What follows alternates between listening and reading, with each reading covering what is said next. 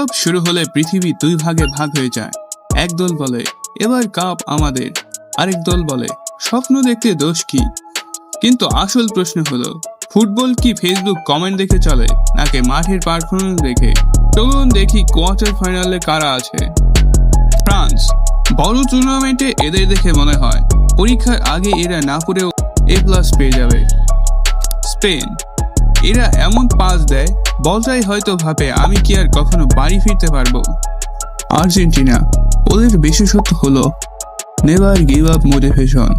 Match শেষ না হওয়া পর্যন্ত ওদের বিপক্ষে বাজি ধরা একটু বিপজ্জনক। ইংল্যান্ড, কাগজে কলমে সবসময় ভয়ঙ্কর, কিন্তু নকআউটের চাপ সামলাতে পারবে কিনা সেটাই বড় প্রশ্ন। আর dark horse, Morocco, Norway, Belgium, Switzerland, এই দলগুলোকে হালকাভাবে নিলে বিপদ। বিশ্বকাপে ইতিহাস বারবার বলেছে বড় চমক আসে তখনই যখন কেউ সেটা আশা করে না। তাহলে কাপ কে জিতবে?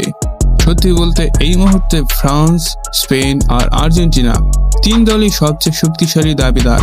কিন্তু ফুটবলে একটাই নিয়ম আছে, ফুটবলে কোনো নিয়ম নেই।